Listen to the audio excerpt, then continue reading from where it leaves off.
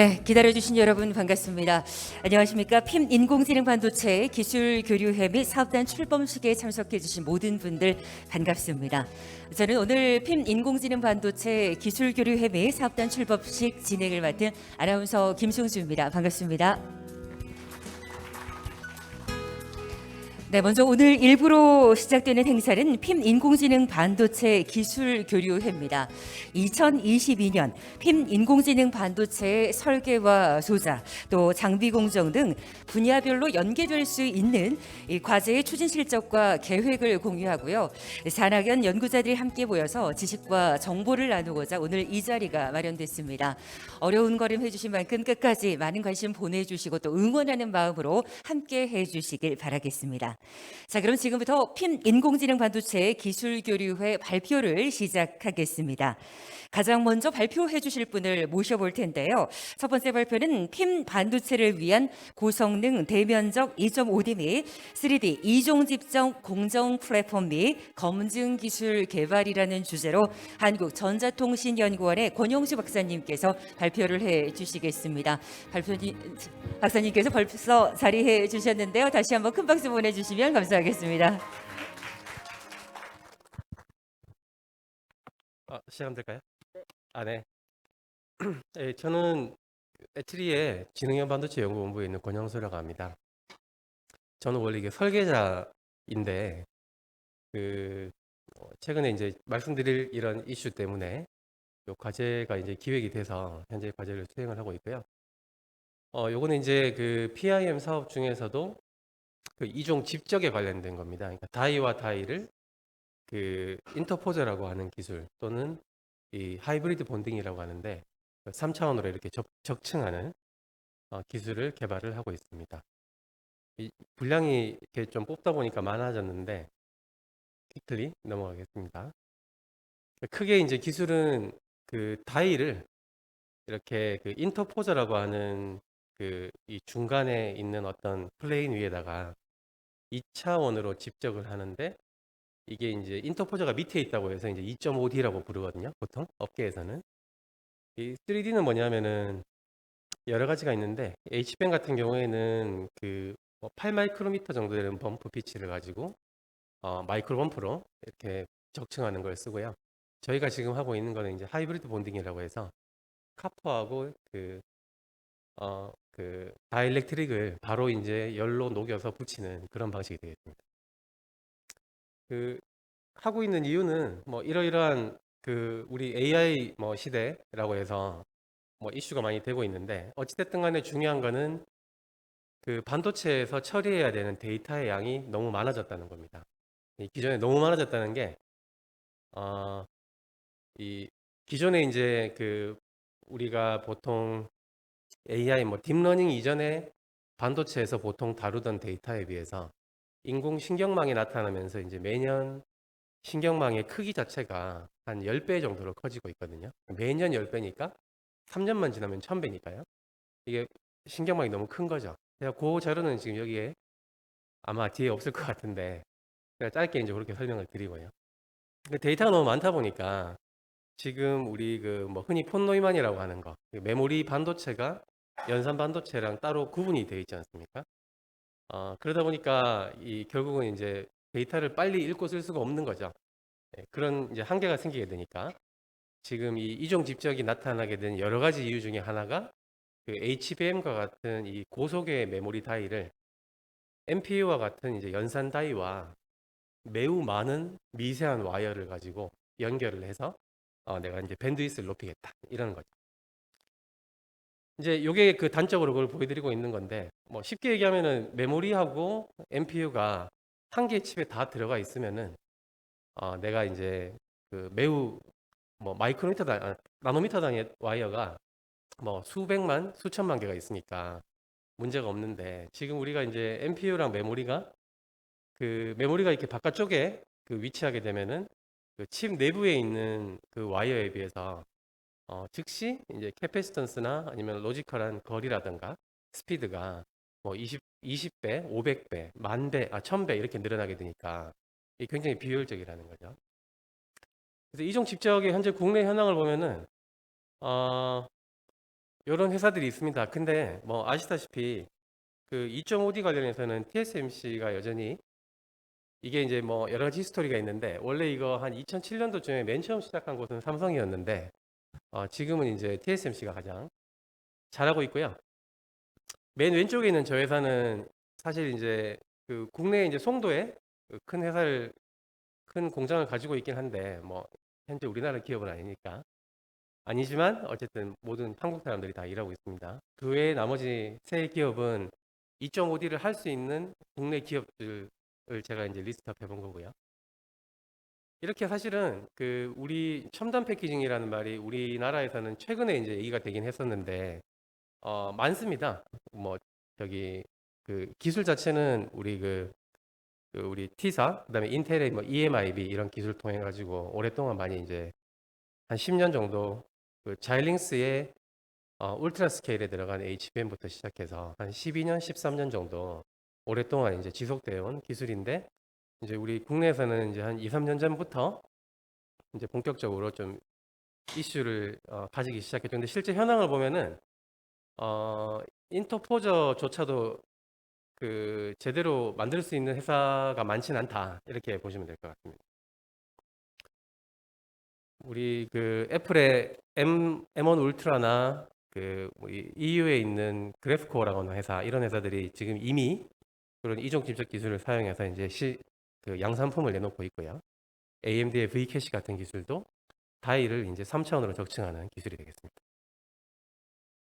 이 과제에서 이제 하는 일은 도전하는 것은 이제 세 가지가 되겠습니다.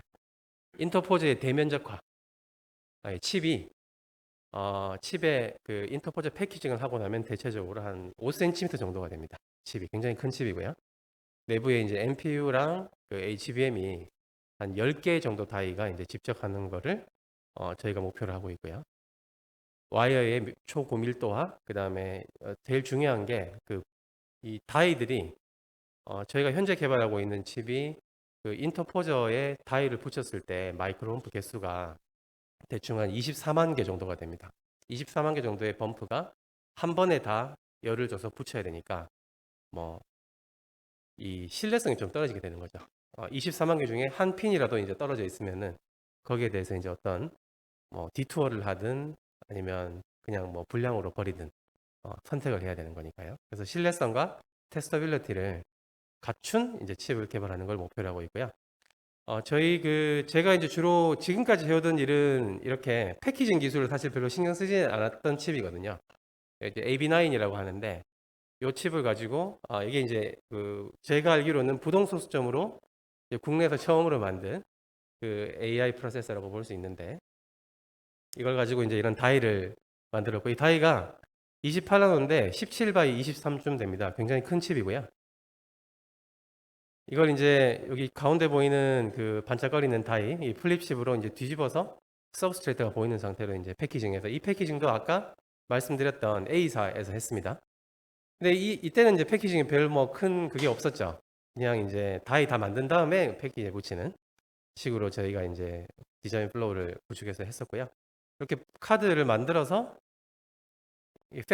그 순간적으로 파워가 40W까지 올라가기 때문에 팬도 올려서 이렇게 카드를 만든 다음에 서버에다가 현재 한 서버당 20개 정도를 붙여가지고 대체적으로 이제 800테라 면 꽤 높습니다. 여러분 스마트폰 AP가 100기가 플롭스 정도 되거든요.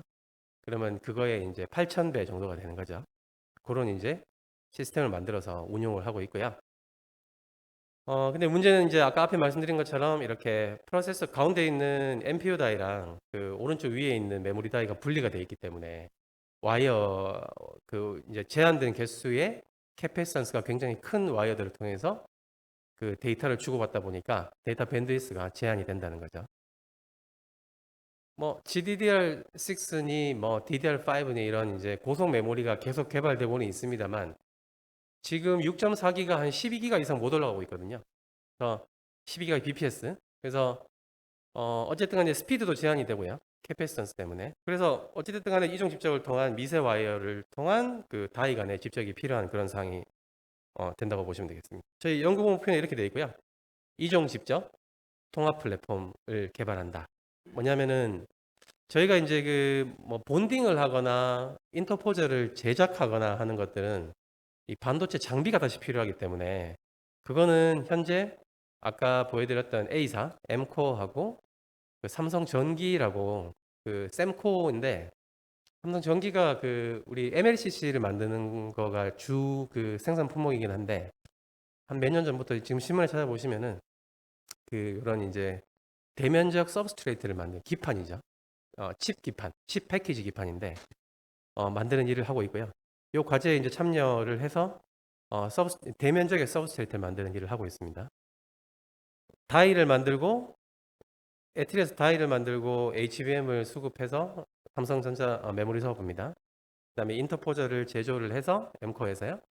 셈코어에서는 서브스트레이트를 만들어서 본딩은 다시 A사에서 하고 그거에 대한 평가는 아까 우리 뭐 저희는 이제 3D DIC나 그 이런 장비들을 다시 이용을 해서 어, 그 신뢰성 평가를 할 수 있는 플랫폼까지 갖추는 거를 과제 목표로 하고 있습니다. 네, 요거는 뭐 이런 이제 목표가 있다라고 설명을 드리고 넘어가겠습니다. 그래서 이제 세부적으로 분리해 보면 이렇게 되고요. 방금 제가 말씀드렸던 거는 이제 2.5D 그 인터포저 그 인티그레이션 관련해서 말씀을 드렸고, 이 동시에 MPU 다이 위에다가 SRAM을 올릴 수 있는 그 방안을 좀 찾아보기 위해서 하이브리드 본딩 이거는 이제 조금 더 아직 현재 그 아까 AMD V캐시에서 이제 이런 기술을 상용화했다고 말씀을 드렸는데 실제로는 국내에서는 이런 걸 이제 시도해 본 사람도 아직 없고 조금 이제 저희가 이제 일단 카퍼랑 그 폴리미드랑 한 번에 이제 붙이는 기술 그 자체를 완성적으로 만드는데 좀 포커스하고 있다 이렇게 보시면 되겠습니다. 그래서 이 과제에 참여는 아까 그 A사, 그 다음에 메모리 사업부, 셈코, 그 다음에 학교는 서울대 카이스트, 서울과기대, 포항공대 이렇게 제가 빠뜨린 데가 있나요? 네 군데인 것 같습니다. 이렇게 참여를 하고 있고요. 각각 이제 뭐 카퍼 일렉트로라이트 하고 뭐 각 파트를 맡아서 하고 있고 각 기술 간의 연계도는 이렇게 좀 복잡하게 되어 있는데 어찌됐든 간에 밀접하게 연계를 해서 진행하고 있다라는 거고요. 최종적으로 만들고자 하는 칩의 모양은 이런 겁니다. 각각의 그 여기 이제 가운데 있는 게 지금 HBM이라고 되어 있는 바로 밑에 큰 판으로 되어 있는 게 가로 세로가 한 5cm 되는 인터포저라고 하는 그 이 카퍼와 폴리미드로 RDL이라고 하는데요. 그걸로 만든 기판입니다. 한 6층, 5층에서 6층 정도 되는. 네. 그 밑에 있는 게 이제 그 대면적의 서브스트레이트인데 서브스트레이트까지 다 포함하면 이게 거의 한 74바디라 그래서 74mm, 74mm 정도가 됩니다. 그러니까 손바닥만한 이제 칩이 되는 거죠. 이걸 이제 현재 목표로 해서 각 파트를 이 컨소시엄 내에서 다 설계를 하고 있고요. 예, 그 단면을 보면 이런 식으로 이제 구성이 됩니다.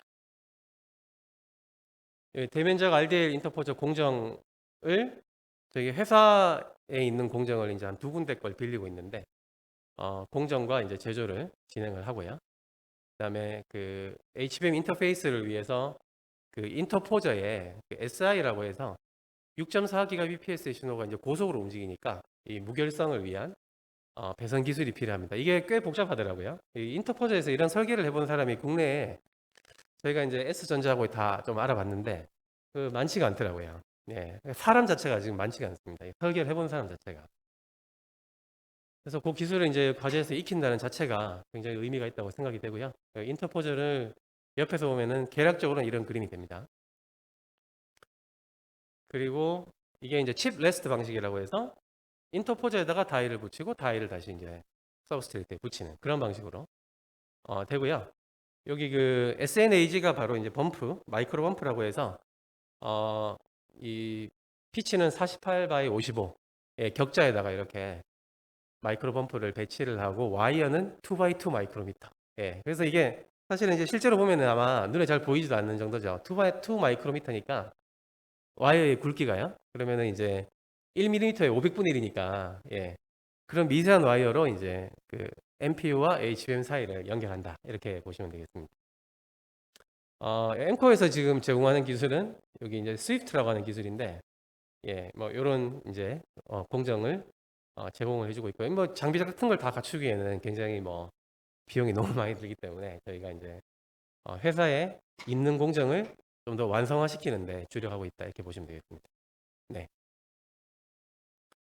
전기에서는 이런 대면적 서브스트레이트 지금 신문에 보시면 이제 결국은 앞으로 이제 AI 쪽으로 가면서 이게 그 이 다이 자체를 미세 공정으로 만드는 거가 이제 비용이 너무 많이 들기 때문에 여러 개의 다이를 붙여서 성능을 높이고 또는 HBM을 붙이고 이런 식으로 다 진행을 하고 있고요.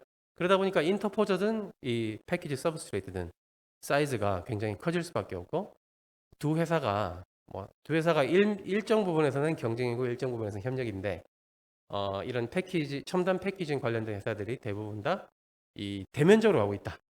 예, 이게 추세이고 저희도 이제 상당히 아마 국내에서는 이 정도 큰 칩넷 형태의 그 인터포저 기술을 가지고 동작시키는 칩을 만들어 보는 경험이 제가 없는 걸로 알고 있고요. 저희가 이제 처음으로 해보고 있다 이렇게 보시면 되겠습니다. 서울과학에 대해서는 이제 3D 하이브리드 본딩이고요. 아까 말씀드렸다시피 이거는 이제 피치가 거의 1 마이크로미터입니다. 이제 아까 그 제가 마이크로 원프는 48 바이 55라고 말씀드렸는데 그거의 40배죠. 예. 훨씬 더 미세한 와이어로 붙이는 기술을 개발하고 있고요. 네. 그다음에 카이스트에서는 이제 SIPI 관련된 기술을 개발을 하고 있습니다. 그다음에 여기 이제 그 방열, 예, 이 다이를 적층하다 보면은 이제 열이 빠져나갈 공간이 없기 때문에 여기 이제 히트 파이프라는 걸 이용해서 열을 빼는 예, 그 기술을 개발을 하고 있습니다. 네.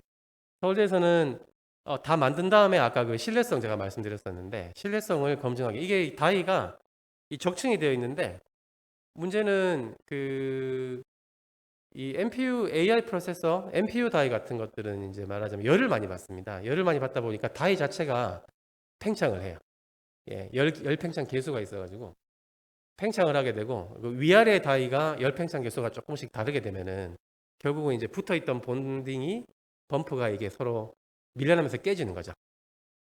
깨지게 되면은 이게 이제 실제로 어느 정도 열이 발생했을 때 우리가 가지고 있는 뭐 카퍼필러랑 SNAG의 물성으로부터 그 이 페일리어가 발생하게 되는지를 이제 그 실험적으로 확인하기 위한 그런 장비와 연구를 하고 계시고요.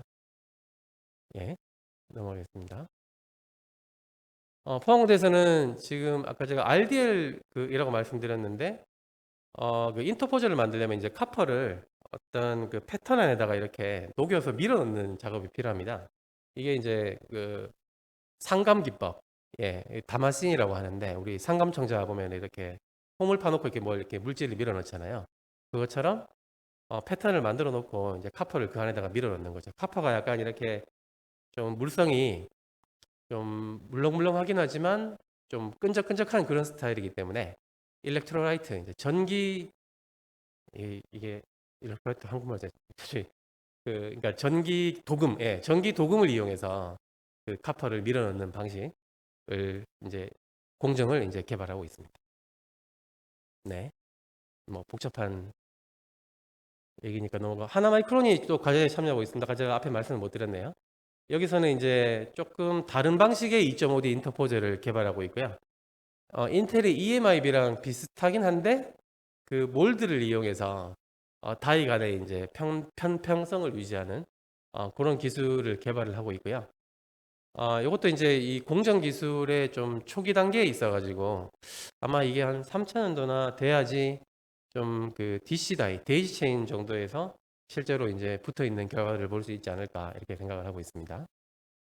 네, 총괄 말씀드렸고요. 결과물은 아까 2.5D, 3D 시제품을 제조하고 실제로 2.5D 같은 경우에는 이제 동작시키는 AI 프로세서를 개발하는 것을 목표로 하고 있고요.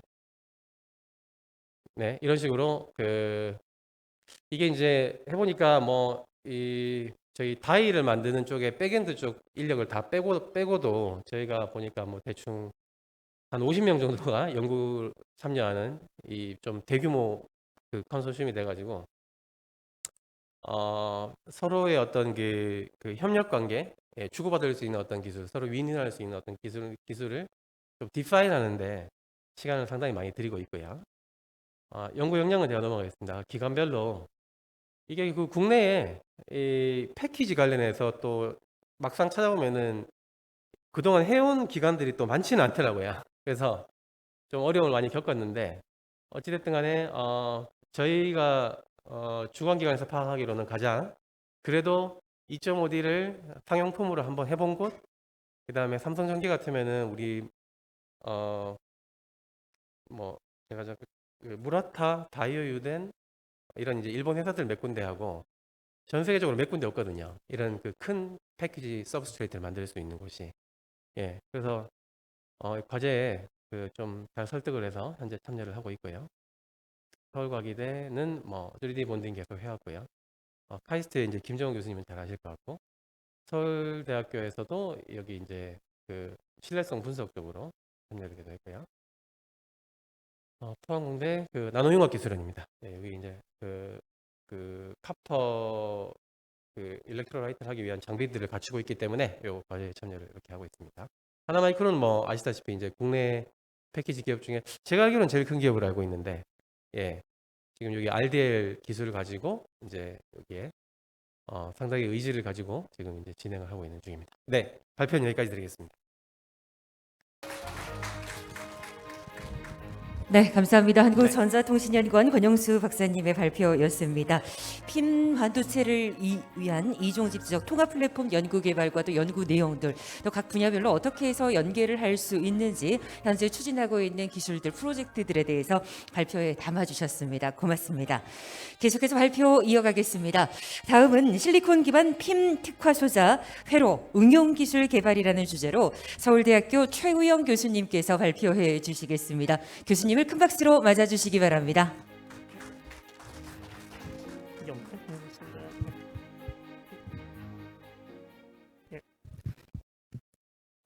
예.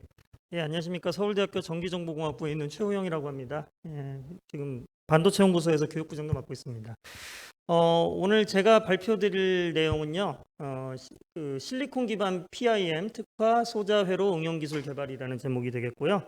같이 연구를 지금 꾸려나가는 그 교수님들로 이제 서강대 김상환 교수님, 인하대 김영진 교수님, 서울시립대 김윤 교수님, 인천대 구민석 교수님, 한양대학교 송익현 교수님이 함께하고 계십니다. 뭐 발표 순서는 다한 것 같습니다. 그래서 여러 과제랑 똑같이 먼저 이제 연구의 개요, 필요성, 이 과제가 왜 필요하냐에 대해서 말씀을 드리고요. 그다음에 저희가 이제 앞으로 3년 동안 연구를 지금 수행하고 있는데 어떤 목표를 가지고 저희가 진행을 했고 어떤 창의성과 혁신성이 있는지를 말씀드리고 저희가 이제 이거 갖고 어떻게 하려고 하는지 그런 내용을 간단하게 말씀을 드리도록 하겠습니다. 그래서 좀 복잡한 표인데요. 저희가 이제 과제를 하는 최종 목표는 이게 가장 중요한 키워드라고 생각이 되는데 실리콘 인더스트리가 지금 메인 반도체 그 인더스트리로 지금까지 자리매김을 하고 있고 앞으로 향후 상당 기간 동안은 그 주의가 변함이 없다고 생각을 하는데요. 그래서 이미 확립이 되어 있는 이제 실리콘 기반 그 공정 소자 회로 설계 기술을 잘 이용을 해서 빠르게 실용화가 될 수 있는 킴의 기술을 개발을 하고 그렇게 하면은 단순하게 뭐 단위 공정이라든지 어떤 하나의 소자라든지 어떤 그 설계를 할 때 어떤 모듈 하나 이렇게 개발해서 논문 하나 쓰고 끝나는 게 아니고 어떤 돌파구를 찾을 수 있는 토탈 솔루션을 제시를 하자라는 게 저희 이제 목표의 최종 목표가 되겠습니다. 그래서 그 연구원들은 이렇게 구성이 되어 있고요. 그래서 기본적으로 이제 반도체 소자가 중심이 된 과제이긴 합니다만 실용화까지 가야 되기 때문에 소자랑 이제 결부해서 회로랑 시스템 레벨이 섞여 있다는 것을 말씀을 드립니다. 그래서 먼저 이제 소자 쪽 어레이 개발은 좀 더 자세하게 말씀을 드리겠습니다만 소자는 그 기존에 있는 모스펫 기술은 이제 저희가 당연히 개발을 할 겁니다. 대조군으로. 그런데 그 소자를 그냥 이용을 하면은 뒤에서 말씀을 간단하게 드리겠습니다만 파워라든지 이피션시 면이라든지 덴시티 면에서 손해가 상당히 많기 때문에 이를 극복하기 위해서 좀 창의적인 소자 아이디어를 좀 넣습니다. 물론 실리콘 기반이긴 합니다만. 그래서 전화 저장형을 이용을 해서 뭐 모스펫을 대체할 수 있는 터널링 트랜지스터 이런 식을 이용을 해가지고 또 핌을 한번 해보자 이런 아이디어를 제시를 했고요. 그 다음에 이제 그 핌이라는 게 상당히 광범위한 개념인데 그 중에 하나가 이제 여러분들이 많이 알고 계시는 이제 뉴럴 네트워크 개념도 들어갑니다. 그래서 거기서 이제 트레이닝과 인퍼런스에서 옵티마이즈가 잘 안 되는데 이걸 이제 반도체 소자를 새롭게 한번 이용을 해서 해보자 그런 아이디어도 있고요. 그다음에 이제 그 요즘에 곡제를 불가능하게 하는 아이디어도 있는데 이런 것도 핌의 또 구성 요소 중에 하나거든요. 퍼프라고 하는데 그 퍼프를 잘하기 위해서 이제 아주 간단한 커패시터 구조로 어레이를 만들면 이런 걸 또 할 수 있겠다. 이런 다양한 소자 아이디어들을 저희가 지금 제시를 해서 진행을 하고 있고요. 근데 이렇게만 하면 이제 소자에서 끝나게 되면 실용화가 좀 멀기 때문에 말씀을 드린 대로 설계 관련 연구자들이 각각의 주제마다 다 붙어 있습니다. 그래서 서울대의 경우는 서울시립대랑 함께 이제 이런 소자들을 이용을 해서 메모리에서 이제 기본적인 로직 연산이나 산술 연산을 할 수 있는 그런 회로 기법을 개발을 하고 있고요. 그 다음에 또 이런 기법을 이용을 해가지고 기존의 메모리의 주류인 이제 램, 랜덤 액세스 메모리의 반대 개념인 이제 캠이라는 연상형 메모리가 있는데 연상형 메모리를 또 구현하는 연구를 진행을 하고 있고요. 또 이제 이런 그 서강대 쪽에서 연구하는 건 인천대 국민석 교수님이, 그다음에 인하대에서 연구하고 있는 거는 한양대 그 송익균 교수님이 같이 회로 연구자들이 붙어서 궁극적으로 이제 집적이 된 시스템을 구현을 하려고 저희가 하고 있습니다. 그래서 뭐 이런 슬라이드는 많이 보셨을 테니까요. 빨리 넘어가긴 하겠습니다만 뭐 전체 시스템 반도체 시장 규모에서 이제 인공지능 반도체가 차지하는 규모가 날로 커지고 있다 이런 얘기고요. 저는 개인적으로 뭐 인공지능 반도체가 시스템 반도체에 해당이 되는지는 의문이 있습니다.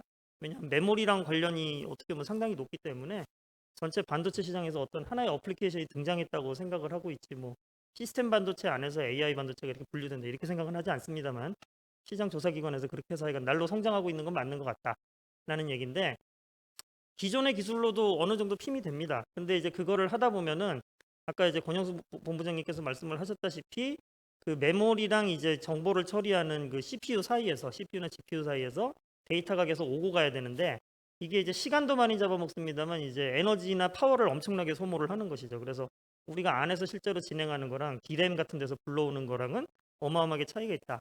그 이유는 이제 폰 노이만 연산이라는 건 다 아실 텐데요.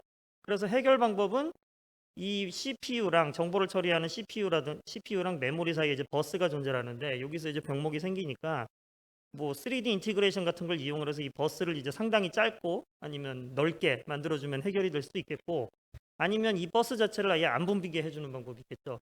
서로 데이터를 주고받지 않으면 되니까. 그러려면 어떻게 해야 되냐?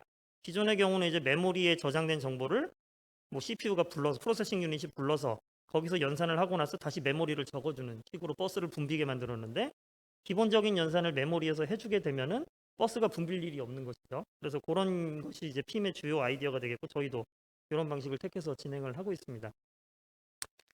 그래서 다양한 핌 소자들이 지금 개발이 되고 있고요. 사실 그 뉴로모픽 이런 키워드까지 넣으면은 뭐 어마어마하게 많은 아이디어들이 나오고 있는데 그 상당히 많은 경우에 이제 기존 메모리 소자들을 차용을 합니다. 그래서 근데 이제 기존 메모리 소자들이 좋은 점도 있지만 이제 한계들이 좀 있는데 그 2단자로 많이 연구하고 있는 뭐 맵리스터 계열이라고 할 수도 있고 뭐 ReRAM 뭐 이런 PRAM 이런 것들 다 들어갑니다. 이런 소자들로 이용을 해가지고 이제 우리가 그 핌을 하게 되면은 뭐 단자가 2개밖에 없기 때문에 학교에서도 쉽게 만들 수가 있을 정도로 제작이 쉽습니다. 그리고 이제 아주 다양한 물질들을 제한을 해서 빠르게 검증을 할 수 있기 때문에 아주 좋은 장점이 있는 반면에 이 방법의 이제 문제라고 하면은 기존에 우리가 메인 인더스트리인 실리콘 공정이랑 호환성이 낮은 경우가 많아서 막상 개발을 했는데 이제 산업화가 잘 안 될 수도 있고요. 그 다음에 이제 아직까지 신뢰성이 그렇게 검증된 경우가 많지는 않습니다. 논문에는 많이 나오고 있지만. 그 다음에 이제 기본적으로 우리가 시스템을 구현을 하려고 할 때 다리가 2개밖에 없어서 만들기는 쉬운데 다리가 2개밖에 없기 때문에 우리가 시스템에 적용하려고 그러면 매우 시스템 레벨에서 부하가 큽니다. 그래서 이거를 극복하기 위해서 이제 우리가 이제 메모리 하면은 가장 먼저 생각나는 게 이제 우리나라가 자랑하는 이제 낸드 플래시를 이용을 하거나 아니면 뭐 노어 플래시 같은 것도 이용을 할 수 있겠죠. 트랜지스터 계열을 이용할 수 있는데 그 방법을 사용하는 거는 또 이제 기존에 우리가 잘하고 있기 때문에 산업화가 아주 잘 돼 있으니까 수준이 높다. 바로 우리가 쓸 수 있다라는 장점이 있는데 그와 반면에 이제 그 모스펫이라는 우리가 트랜지스터를 이용을 하고 있기 때문에 이 소자의 이제 물리적인 한계를 피해갈 수가 없습니다. 그래서 대표적으로 전기를 너무 많이 씁니다.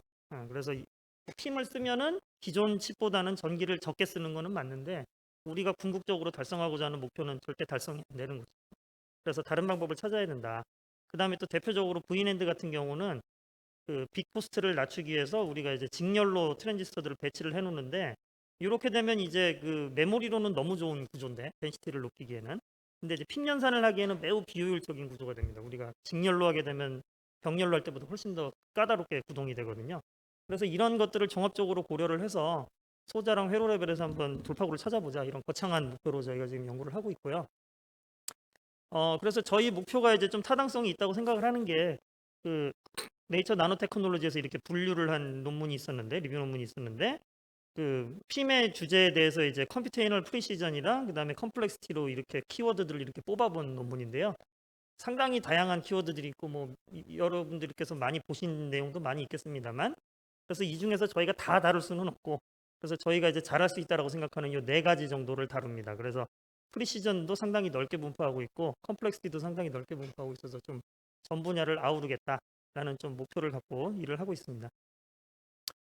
그래서 이제 각각에 대해서 그냥 간단하게만 설명을 드리고 넘어가도록 하겠습니다. 저희가 이제 키워드가 여기서 말씀드렸다시피 네 가지 키워드로 저희가 하고 있는데, 이게 왜 이러죠? 이거 취소 좀 눌러주시겠습니까? 제가 됐습니다. 그래서 이제 키워드 4개에 대해서 말씀을 드리고 있는데, 첫 번째로 이제 불린 로직 오퍼레이션에 대해서 말씀드리면, 이거는 PIM이라고 하면 기본적으로 해야 되는 숙제 같은 겁니다. 우리가 이제 그 CPU, 프로세싱 유닛, CPU 같은 데서 주로 연산을 하는 게 다양한 계산을 합니다만, 가장 중요한 게 이제 논리 연산, 산술 연산 이런 거라거든요. 여러분들이 잘 아시는 이제 뭐 not, or, and 뭐 이런 게 아주 기본적인 것들이죠. 그래서 그런 거를 수행을 하기 위해서 CPU가 열심히 도는데, 그런 간단한 연산 같은 경우는 이제 메모리에서 자체적으로 수행해 버리자. 그게 이제 목표니까 메모리가 연산을 좀 할 수 있어야 되는 것이죠. 그래서 프로세싱 PIM이라는 얘기가 나온 건데, 그래서 이거를 구현하기 위해서 이제 아까 말씀드린 대로 맵리스터라든지 뭐 2단자, RLN 같은 소자로 많이 하고 계시고, 그 다음에 또 저희가 선행 연구로 열심히 했던 것 중에 하나가 모스펫 구조긴 한데, 그 플래시 메모리 구조를 이용을 해가지고 저희가 그 불린 로직 오퍼레이션에서 제공하는 거의 모든 연산을 수행을 한 결과가 있습니다. 그래서 이런 선행 연구를 가지고 저희가 이제 도전을 하고 있고요. 그 다음에 이제 연상형 메모리란 개념은 좀 잘 모르실 수가 있는데, 어소시에이티브 메모리라고 얘기를 하는데요. 아까 말씀드린 대로 현재 메모리인 랜덤 액세스 메모리의 반대 개념이라고 생각을 하시면 됩니다. 뭐 반드시 완전 반대 개념은 아닙니다만. 그래서 우리가 기존 쓰고 있는 메모리 같은 경우는 그 어드레스를 집어넣으면 데이터가 나오는 것이죠. 그래서 우리가 이제 어떤 데이터를 원한다고 하면은 모든 주소를 다 물어봐야 됩니다. 그 데이터를 찾을 때까지. 근데 그렇게 하면 이제 우리가 연산을 할 때 너무 파워를 많이 쓰고 시간이 많이 걸리게 되는 것이죠. 그래서 이 일을 반대로 우리가 데이터를 넣어주게 되면 그거에 대한 어드레스가 튀어나오게 우리가 구성을 바꿀 수가 있거든요. 근데 그렇게 하면 매우 쉽습니다. 우리가 이제 일일이 다 뒤질 필요가 없이 그냥 원하는 데이터를 딱 불러만 주면은 그 데이터가 저장되어 있는 어드레스가 바로 튀어나오게 되는 병렬 연산이 가능한데, 그런 걸 이제 연상형 메모리라고 하고, PIM을 비롯해서 이제 인공지능 같은 데서 많이 적용을 하려고 하고 있는데요. 이런 기술도 저희가 지금 사전 연구를 해서 많이 선행 연구 결과를 갖고 있다. 그래서 열심히 한다, 이런 얘기를 드리고요. 그 다음에 이제 DNN 같은 경우도 이제 그 저희가 선행 연구로 그 낸드 플래시를 이용해서 CTF 같은 것도 해봤고요. 새로운 실리콘 CTF 기반의 이제 DNN 소자도 만들어 봤는데, 그 여기서 가장 중요한 것 중에 하나는 뭐냐면 낸드를 가지고 하는 게 아주 좋습니다. 메모리가 아주 이피션시하기 때문에. 근데 두 가지 이유가 이제 큰 거죠. 첫 번째 이유로는 직렬 연결이 돼 있다. 그래서 상당히 써먹기가 좀 난해한 면이 있다.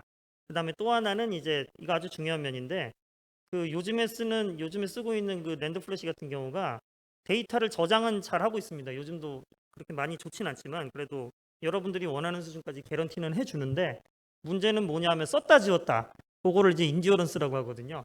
근데 썼다 지웠다가 옛날에는 그 여러분이 쓰는 낸드 플래시 같은 게 한 10만 번은 보장해 줘야 출시가 됐는데, 요즘에는 전에 듣기로는 10,000번도 잘 안 되는 경우로 출시를 하거든요. 그래서 썼다 지웠다에 아주 약하게 되는데, 그 얘기는 뭐냐면 우리가 이제 PIM이라든지 뉴럴 네트워크를 구성하기 위해서 막 학습을 해야 되는데, 학습이라는 게 썼다 지웠다 하는 과정이죠.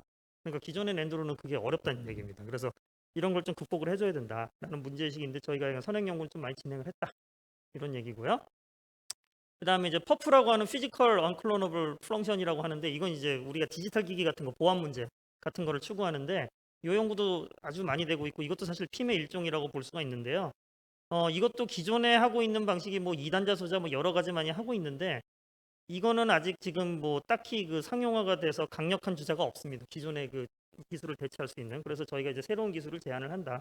근데 저희도 이제 선행 연구를 해서 좀 기술을 제안하고 있는데, 그거에 대해서도 간단하게 좀 말씀을 드리겠습니다. 그래서 저희 연구 개발 내용을 간단하게 보시면, 최종 목표님이 말씀을 드렸고요. 그래서 다양한 신소자들이 나옵니다. 그래서 불린 오퍼레이션을 어떻게 할 거냐, 전화 저장형으로 플래시랑 비스듬하게 하긴 하는데 우리가 이제 터널팻이라는 새로운 소자를 이용을 하면은 훨씬 기존 그 모스펫 기반의 V낸드라든지 이런 소자보다 파워를 적게 쓰고 에너지도 적게 쓰면서 훨씬 더 효율적으로 연산을 할 수 있다. 이런 개념을 저희가 입증을 어느 정도 해놨고요. 그래서 이제 실험으로 구현을 하고 있습니다. 그 다음에 이제 그 C스퀘어 T 뭐 어소시에이티브 메모리도 마찬가지고 다양한 구조가 있고 그 다음에 이제 C스퀘어 TF라는 구조를 이제 서강대에서 들고 나왔는데 뭐 간단한 얘기입니다. 뭐 뒤에서도 잠깐 말씀을 드리겠습니다만 아까 학습하고 인퍼런스를 하는 두 가지 액션을 하는데 지금까지 그 두 가지에 대해서 옵티마이즈가 된 소자가 없습니다. 그래서 여기서는 이제 약간 덴시티가 커지는 문제가 있을 것 같긴 합니다만 학습하는 부분이랑 추론하는 부분을 서로 이제 갈라놓고 옵티마이즈하자 이런 접근 방식을 지금 하고 있고요. 그 다음에 이제 복제 방지를 하기 위해서는 아주 좋은 아이디어가 이제 인하대에서 나왔는데 그 기존 낸드 플래시 같은 구조를 가지고 있는데 사실 구조는 매우 간단한 그 커패시터 구조로 되어 있습니다. 근데 이제 일반 커패시터랑 다른 게 가운데 전하를 저장할 수 있는 영역이 있는데 거기에 랜덤하게 우리가 전하를 저장해 놓으면은 그 안에 정보를 저희가 볼 수는 없는데 거기서 흐르는 정보가 달라지게 되게 우리가 할 수 있거든요. 그래서 복제를 방지할 수 있는 아주 간단한 방법이 나왔는데 그런 거를 저희가 이제 실험으로 입증하기 위해서 하고 있고요. 그래서 이런 소자들을 가지고 저희가 회로랑 시스템이랑 결부해서 마지막에 칩까지 만들어내겠다. 이런 목표로 지금 저희가 진행을 하고 있습니다. 그래서 뭐 간단하게만 말씀을 드리면요. 지금 뭐 소자에 대해서 자세하게 말씀드릴 수 있는 자리는 아니라고 생각을 하기 때문에 그래서 뭐 기존 플래시 메모리랑 비슷한데요. 이 차지 트랩하는 영역을 좀 다르게 가져가기도 하고 그다음에 소스랑 드레인 영역을 다르게 가져가기도 하고 어떻게 보면 큰 차이라고도 볼 수 있지만 어떻게 보면 상당히 작은 차이라고도 볼 수 있는데 공정적으로나 구조적으로나 그렇게 큰 차이가 아니라고 봤을 때는 기존 우리가 공정 기술에서 거의 변화 없이 쓸 수 있다는 얘기입니다. 기존 산업체에서. 근데 그 우리가 공정이라든지 재료적인 면에서는 큰 변화가 없는 반면에 소자 오퍼레이션적인 면에서는 상당히 큰 변화가 내재되어 있기 때문에 그 파워라든지 속도라든지 에너지 이피션시 면에서 매우 좋다라고 우리가 생각을 할 수 있고요. 그래서 궁극적으로는 이런 이제 단위 셀을 이용을 해가지고 이 셀 자체가 사실은 매우 간단해 보입니다만 여러분이 알고 있는 모든 로직 오퍼레이션이랑 산술 연산을 다 할 수가 있습니다. 이 셀 하나로. 그래서 CPU로 갈 필요가 없는 것이죠.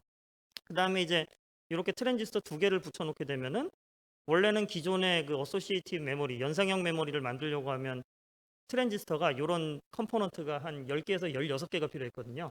근데 저희 기술을 이용하면 이제 두 개 가지고 할 수 있으니까 훨씬 좋은 것이죠.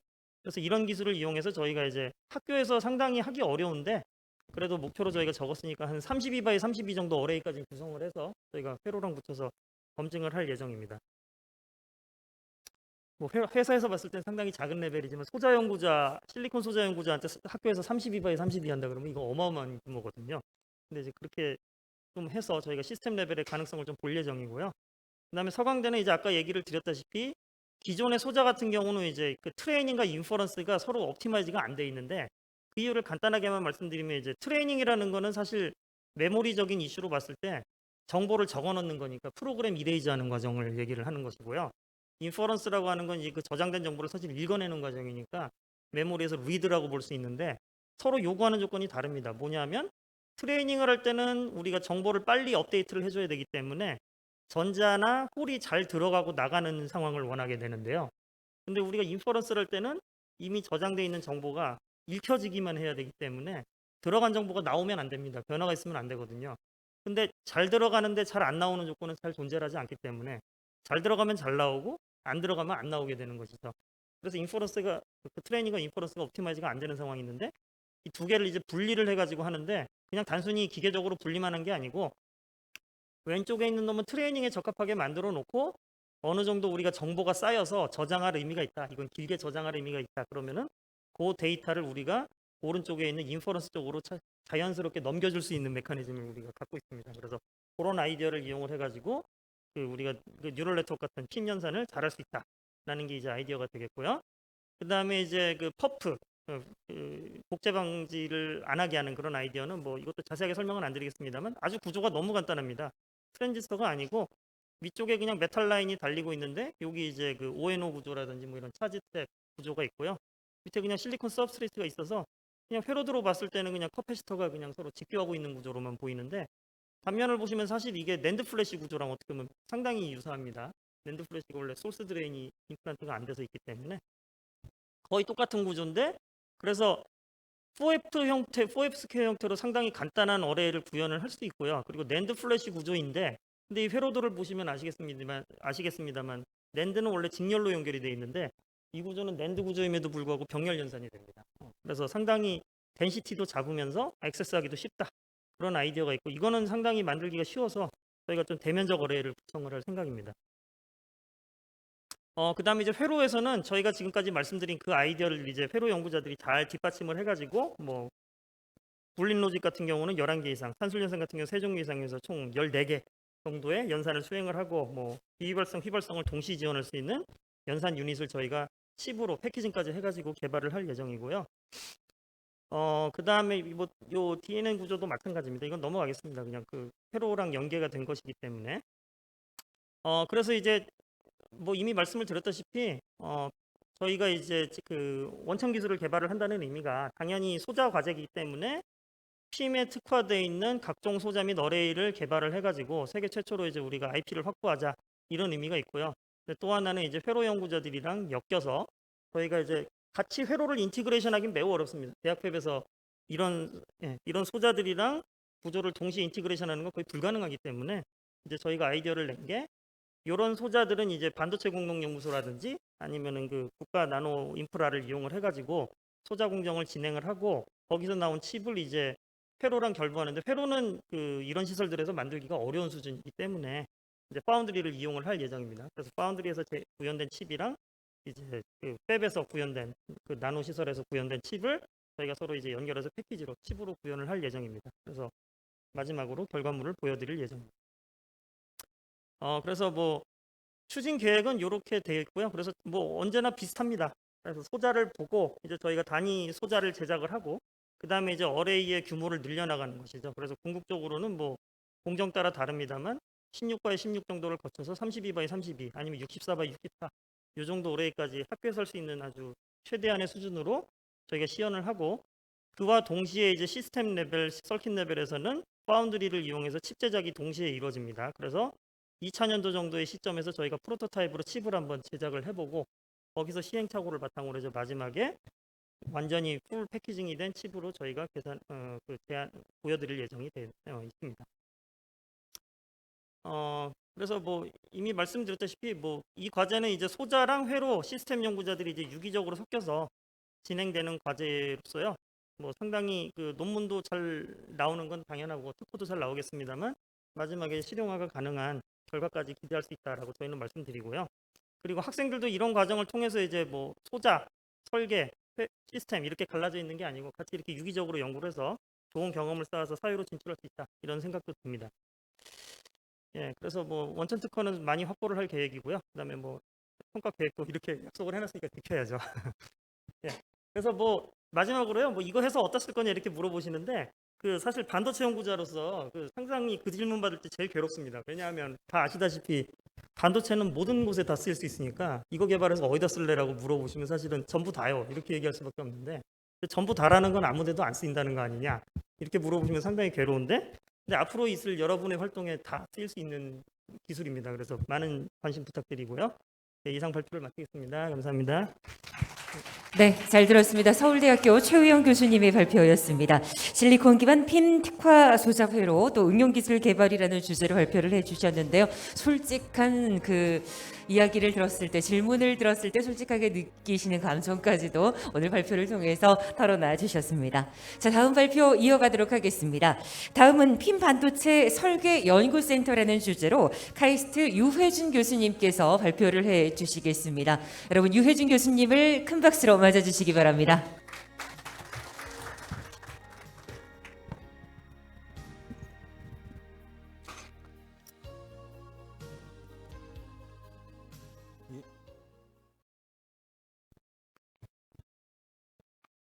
예, 안녕하십니까. 저 카이스트 유해진입니다. 먼저 핌 사업단 출범을 축하드리고, 제가 맡고 있는 핌 반도체 설계 연구센터에 대해서 간단히 말씀드리겠습니다.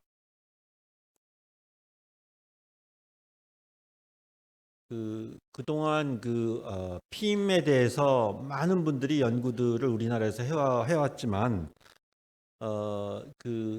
대부분 좀 일부분만을 연구를 했고, 그리고 핌의 전반에 대해서 지금 앞에 최우영 교수님도 말씀해 주셨지만 아이디어가 있어서 큰 시스템을 만들어 볼 수는 없었습니다. 그러니까 각각 뭐 디바이스라든가 회로라든가, 그것도 회로도 한정된 회로 이렇게 만들고 있었는데, 그거를 저희가 어떻게 하면 좀 더 유기적으로 할 수 없을까, 그런 고민도 했고요. 그리고 산업계에서도 사실 핌 쪽으로 연구를 하고 싶지만 비즈니스가 너무 바빠서 연구들을 못 하고 있는 게 대부분이었습니다. 그래서 저희는 그동안 우리나라에 흩어져 있는 핌 연구들을 연결해서 뭔가 시스템으로 이끌 수 있는 그런 방법을 찾아볼까 했었습니다. 특히 기술 개발도 당연히 해야 되고, 또한 제일 목말라 하는 게 기술 지원이었습니다. 특히 DRAM 공정 또는 non-volatile memory 공정을 사용을 해서 시스템을 개발해야 할 텐데, 그것들을 접근하기가 그동안은 상당히 어려웠습니다. 그래서 그런 것들을 적절하게 풀어줄 수 있는 방법이 없을까, 그런 생각도 했었고요. 또한 핌에 대해서도 이게 프로세서, 마이크로 프로세서도 아니고 메모리도 아닌 인터림에 있는 거기 때문에 메모리도 알고 마이크로 프로세서도 알고 양쪽을 다 지식이 필요한 그런 것입니다. 그래서 핌 설계 교육 및 실습 시스템도 또 필요하다고 생각을 했습니다. 그래서 저희가 스스로 기술을 개발해서 많은 IP들을 갖추는, 그리고 IP를 DB화하는 그런 단계, 그런 사업과, 그리고 핌의 생태계를 구축하고 공정을 적절하게 알선해주는 그런 기능, 그리고 인력 양성, 이 세 가지 기능을 한꺼번에 묶어가지고 핌 통합 연구센터를 구성하면, 그러면 핌의 기술 확보와 핌의 제품 상용화까지도 가능하고, 또한 많은 설계 인력, 핌 전문 인력을 양성해서 앞으로 기술 변화에 능동적으로 대응할 수 있겠다라고 생각을 했었습니다. 그래서 저희 이 반도체 연구센터에서는, 핌 반도체 연구센터는 크게 세 가지 사업을 추진하려고 합니다. 첫 번째는 핌 IPX, IP Exchange라는 뜻인데요. IPDB를 구축하고 하드웨어 플랫폼을 개발하고, 그리고 핌 기술 표준화를 통해서 IP가 쉽게 개발될 수 있도록 그렇게 유도를 할 생각입니다. 또 하나는 KPIM이라는 일종의 장터나 아니면은 포탈을 운영을 해서 우리나라의 핌에 관련된, 궁극적으로는 세계를 지향하겠지만 먼저 우리나라에서는 핌에 관련된 EDA 업체라든가, 또는 소프트웨어 업체, 그리고 심지어는 벤처 캐피탈까지 저희가 네트워크 체계를 한번 만들어 보겠다는 생각을 했고요. 그리고 아이디어만 있으면 저희가 운영하는 웹 서비스를 통해서 칩으로 만들 수 있는 그런 모든 서비스를 지원받을 수 있는 그런 KPIM이라는 서비스 운영 체계를 만들고자 합니다. 다음으로는 핌 엘리트라고 교육 프로그램을 개발하고 연구 중심 인력을 양성하는 그런 세 가지 업무가 있겠습니다. 먼저 핌 IPX는 개방형을 저희가 지향하고 있고요. 각종 핌들을 분류하고 DB를 구축을 해서 저희 IP 익스체인지에 태우면, 그러면 쉽게 핌용 IP들을 찾아볼 수 있고 또 사용할 수 있을 거라고 생각을 합니다. 근데 여기에는 저희가 IITP 핌 과제를 수행하는 그런 기관들이 여기에 개발한 결과들을 등록하기를 저희는 유도를 하고 있고요. 그리고 국내의 다양한 기관들이 여기 회원으로 가입돼서 사용할 수 있도록 하고, 궁극적으로는 국제적으로 오픈을 해서 우리나라 핌 기술이 국제적인 어떤 스탠다드, 디펙트 스탠다드가 되도록 하는 것이 저희 목표입니다.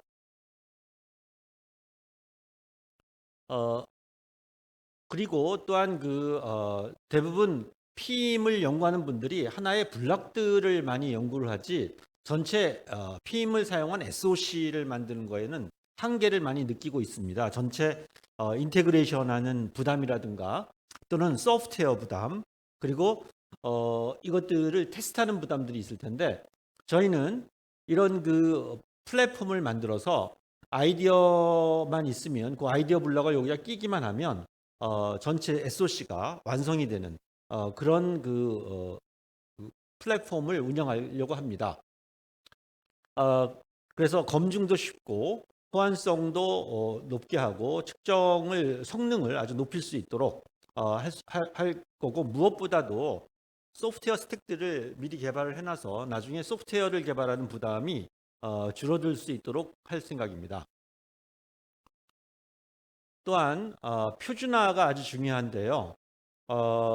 핌은 아직까지 그렇게 뚜렷한 표준화가 되어 있지는 않지만 핌의 인터페이스는 앞으로 핌 링크가 될지 아니면 핌 네트워크가 될지 모르겠지만 매우 중요하다고 생각을 합니다.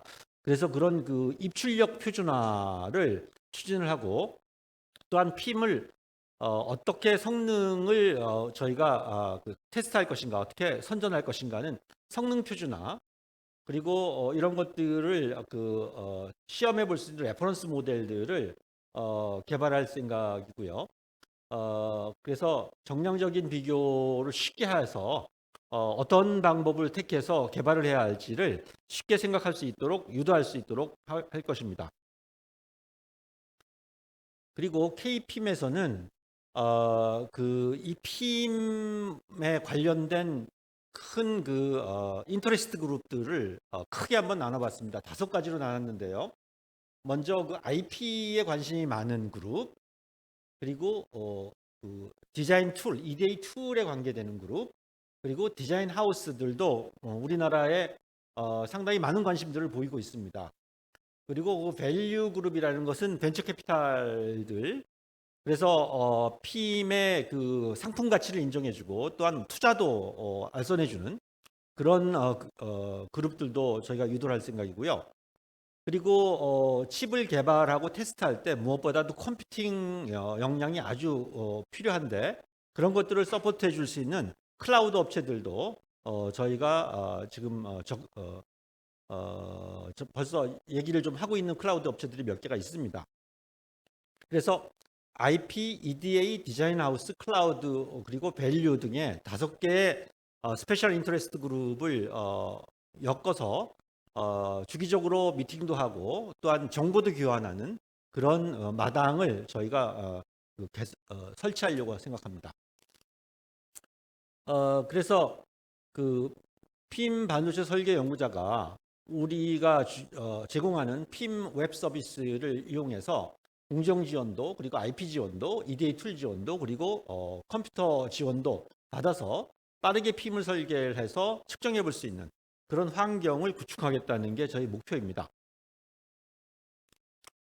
저희 KPM에는 다양한 연구자들이 회원으로 가입돼 있는데요.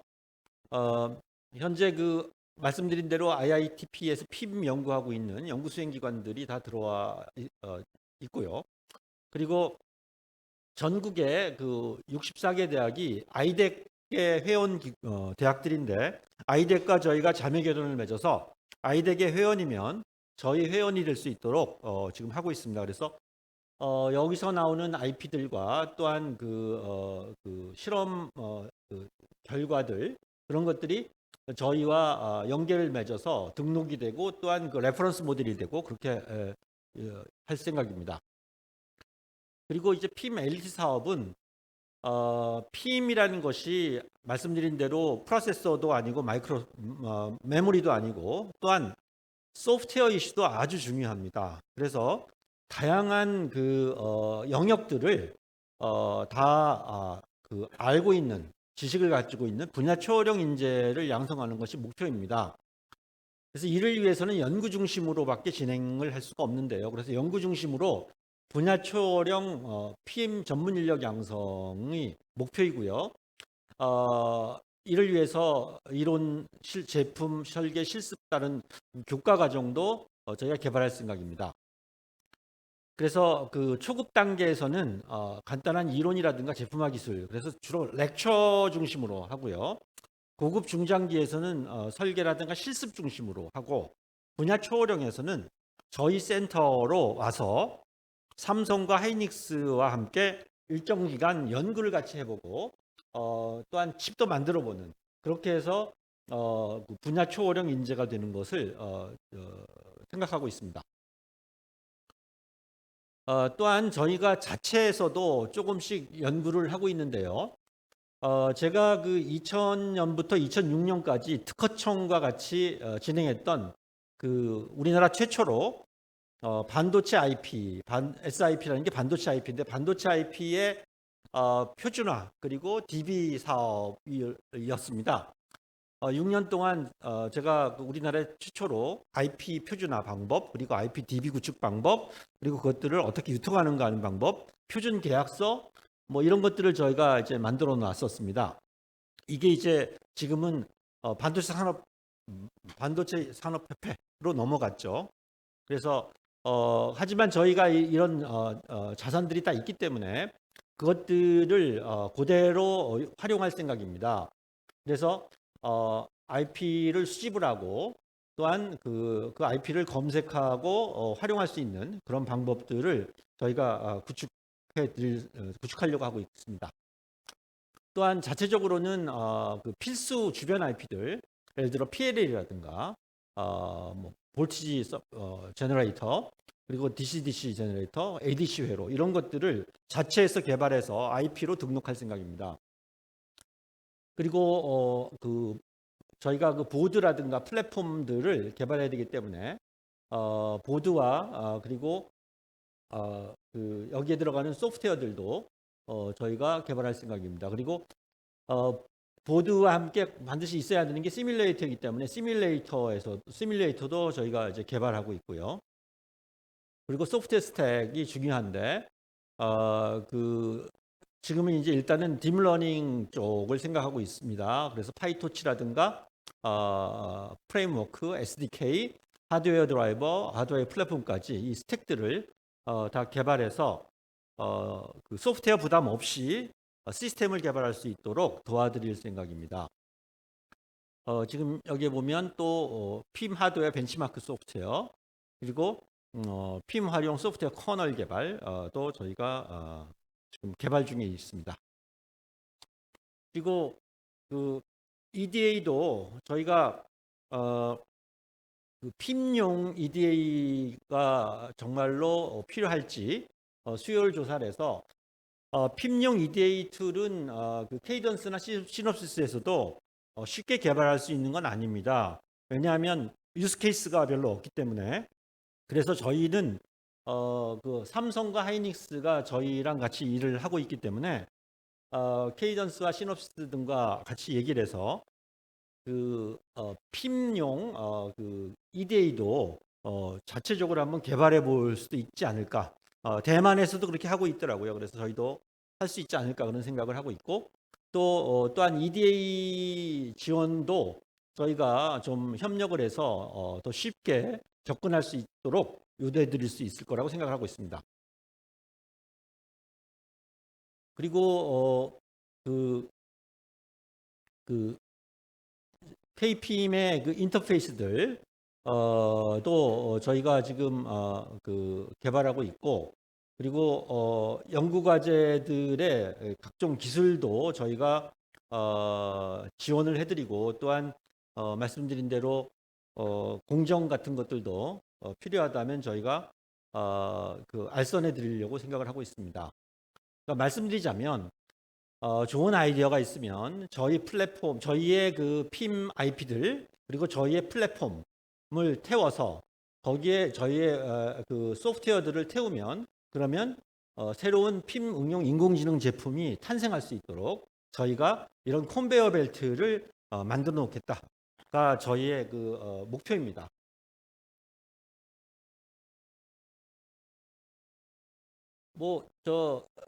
말씀드린 대로 핌 관련해서는 우리나라가 그 상대적으로 좀 우위에 설 수도 있을 거라고 보고 있습니다. 왜냐하면 메모리 회사들이 있기 때문에. 그래서 그 메모리 회사들을 중심으로 해서 우리가 그 개발한 핌 기술이 세계 스탠다드가 될 수 있도록, 그리고 세계의 어떤 레퍼런스 모델이 될 수 있도록, 그렇게 해서 우리가 생태계를 구성할 수 있는 그런 기반이 될 수 있도록 하면 좋겠다는 생각이어서 저희는 개방형을 처음부터 지향을 하고 있고요. 그리고 실제적인 어떤 그 서비스를 제공해주고, 그리고 전문 인력, 특히 분야 초월형 전문 인력을 양성하는 것이 그 저희 목표입니다. 그래서 우리나라의 생태계가 구축이 되고, 또한 IP가 정말로 흐를 수 있는 저희가 흐름을 구성해 줄 수 있고, 또한 우수 IP가 창출돼서 기술의 표준화도 유도하고, 또한 그 우리나라가 돈도 벌 수 있는 그런 그 IP 연구자들이 돈도 벌 수 있고, 또한 그 시스템 회사들이 이걸로 우수한 그 시스템을 개발할 수 있는 그런 것들을 기대할 수 있고요. 그 다음에 무엇보다도 세계 최고의 핌 인재를 우리가 양성할 수 있는 시스템을 갖추는 것이 큰 목표가 되고 크게 기대가 되고 있습니다. 예, 이상입니다. 감사합니다. 네, 고맙습니다. 카이스트 유회준 교수님의 발표였습니다. 핌 반도체 설계 연구센터라는 주제로 발표를 진행해 주셨는데요. 연구 내용들 그리고 앞으로 기대되는 여러 가지 기대 효과들까지 교수님께서 발표를 해 주셨습니다. 잘 들었습니다. 고맙습니다, 교수님. 네. 제가 세 분의 발표를 듣는 이 자리에 함께 하신 분들의 표정을 봤더니 공감하시면서 고개도 끄덕이시고 또 관련된 내용에서 열심히 또 메모하는 모습까지 볼 수가 있었습니다. 이렇게 저희 함께 하신 발표는 잠깐 쉬어가도록 하겠습니다. 잠깐 쉬신 이후에 저희 3시 10분부터 다음 순서 진행하도록 하겠습니다. 행사장 바깥으로 나가시면 간단하게 즐길 수 있는 다과와 음료가 준비되어 있으니까 잠시 휴식 취하신 다음에 3시 10분부터 다시 이곳에서 뵙도록 하겠습니다.